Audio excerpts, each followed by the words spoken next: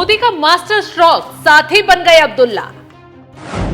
अब्दुल्ला की चाल से जम्मू कश्मीर में निपट गए राहुल। शपथ से पहले मोदी के साथ मिलकर अब्दुल्ला का खेल।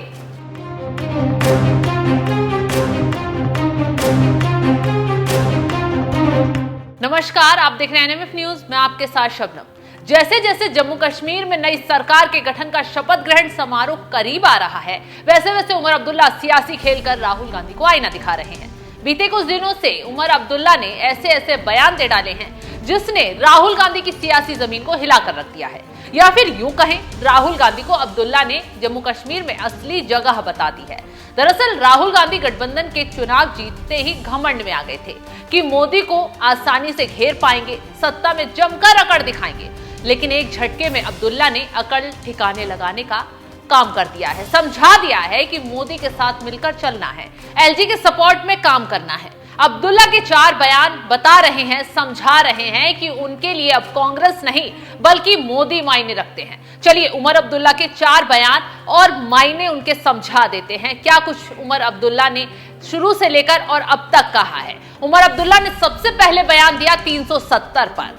ना तो 370 पर खिलाफ में जाएंगे, ना ही बवाल पर उतरेंगे, बल्कि मोदी सरकार के साथ काम करेंगे। हमने कभी ये नहीं कहा कि हम 370 पे खामोश रहेंगे या 370 हमारे लिए अब मुद्दा रहा नहीं, लेकिन हम लोगों को बेवकूफ बनाने के लिए भी तैयार नहीं है। मैंने बार बार आप लोगों से कहा है, इस इलेक्शन से पहले भी, कि उन लोगों से उम्मीद करना जिन लोगों ने 370 हमसे लिया कि हम उन्हीं से वापस हासिल करेंगे, वो बेवकूफ़ी है।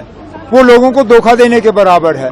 हम लोगों को धोखा देने के लिए तैयार नहीं है, लेकिन इस मुद्दे को हम जिंदा रखेंगे, इस पे हम बात करते रहेंगे और ये उम्मीद करेंगे कि आज नहीं तो कल मुल्क में हुकूमत बदलेगी, निज़ाम बदल जाएगा। ऐसी हुकूमत आएगी जिसके साथ हम बैठ के इस मुद्दे पे बात कर सकेंगे और कुछ ना कुछ जम्मू कश्मीर के लिए हासिल कर सकेंगे। दिल्ली में एलजी से झगड़ा करने के बजाय उमर अब्दुल्ला अब मिलकर दिल्ली के साथ काम करेंगे, तालमेल बनाकर काम करेंगे, क्योंकि अब्दुल्ला के बयान ने यह साफ कर दिया है कि 370 वापस नहीं हो सकता है। हम जनता की आंख में धूल नहीं झोंक सकते हैं। अब कांग्रेस बौखलाए या चिल्लाए या फिर गठबंधन से बाहर जाने के लिए आंख दिखाए, अब्दुल्ला को मानो कोई फर्क ही नहीं पड़ेगा, क्योंकि उमर अब्दुल्ला के पास इतने विधायकों का समर्थन इकट्ठा हो गया है कि कांग्रेस के बिना भी जम्मू कश्मीर में वो सरकार बना सकते हैं। क्योंकि उमर अब्दुल्ला ने दूसरा एक और बयान देते हुए साफ साफ शब्दों में कहा, मेरा सुझाव है कि नई दिल्ली के साथ समन्वय करना जरूरी है।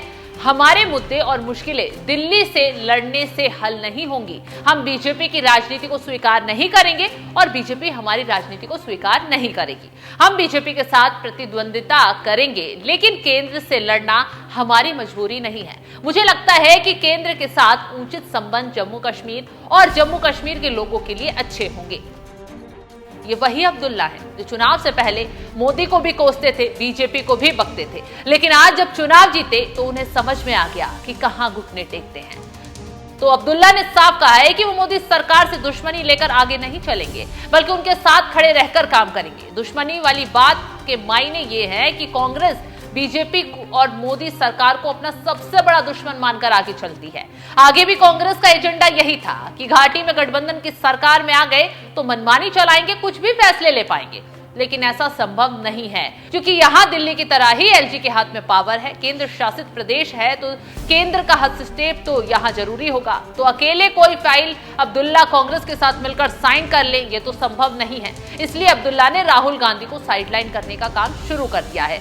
यही वजह थी कि कांग्रेस नेशनल कॉन्फ्रेंस को समर्थन पत्र देने में तो देरी कर रही थी, लेकिन जब कांग्रेस को दिखा कि अब्दुल्ला उनके बिना अच्छे से आगे बढ़ रहे हैं, राहुल घर के रहे न घाट के, तो आखिरी वक्त पर कांग्रेसी अब्दुल्ला को समर्थन देने उनके द्वार पर पहुंच गए। हालांकि उससे पहले ही कड़े शब्दों में अब्दुल्ला कह चुके थे, जम्मू कश्मीर में नेशनल कॉन्फ्रेंस की सीटें 46 सीटों के बहुमत के आंकड़े तक पहुंच गई हैं, क्योंकि 4 निर्दलीय विधायकों ने पार्टी को समर्थन दिया है। उन्होंने कहा कि अब वे सरकार बनाने का दावा पेश करने के लिए कांग्रेस के समर्थन पत्र का इंतजार कर रहे हैं। तो अब्दुल्ला आखिरी वक्त तक कांग्रेस के समर्थन पत्र का इंतजार कर रहे थे। उन्हें भी धोखेबाजी करना ठीक नहीं लगा। जब उन्होंने अल्टीमेटम दिया तो दौड़े दौड़े कांग्रेसी झुकते हुए अब्दुल्ला के दरवाजे पर पहुंच गए और घुटने टेक दिए। अब्दुल्ला के बयान बता रहे हैं कि वो मोदी के साथ तालमेल बनाकर चलेंगे, जो साथ आएगा फायदा पाएगा, वरना अपना काम खुद ही खत्म करवाएगा, फिर चाहे वो राहुल गांधी हो या फिर अरविंद केजरीवाल। क्योंकि अब्दुल्ला के पास इकट्ठे हुए आंकड़े बहुत कुछ खेल कर रहे हैं। आंकड़े की बात करें तो इस वक्त उमर अब्दुल्ला के पास कितने विधायक, जेकेएनसी के पास 42 विधायक हैं, कांग्रेस के पास 6 विधायक हैं, आम आदमी पार्टी के पास 1 विधायक है, सीपीआईएम के पास 1 विधायक है और निर्दलीय के पास 3 विधायक है। तो कुल मिलाकर 53 विधायक हैं। तो 53 विधायकों के साथ मिलकर उमर अब्दुल्ला जम्मू कश्मीर में सरकार बनाने जा रहे हैं। उससे पहले ही आखिरी बात अब्दुल्ला ने अपने साथियों को अच्छे से समझा दी है, कायदे में रहोगे तो फायदे में रहोगे, और अगर कायदे से बाहर राहुल गांधी ने जाने की कोशिश की, कांग्रेस ने आंख दिखाई, तो अब्दुल्ला उन्हें एक झटके में बाहर फेंकने का काम भी कर देंगे। तो फिलहाल जिस तरीके से उमर अब्दुल्ला ने अपनी आगे की रणनीति तय कर ली है, उस पर आपका क्या है कहना, कमेंट कर अपनी राय में जरूर बताएं।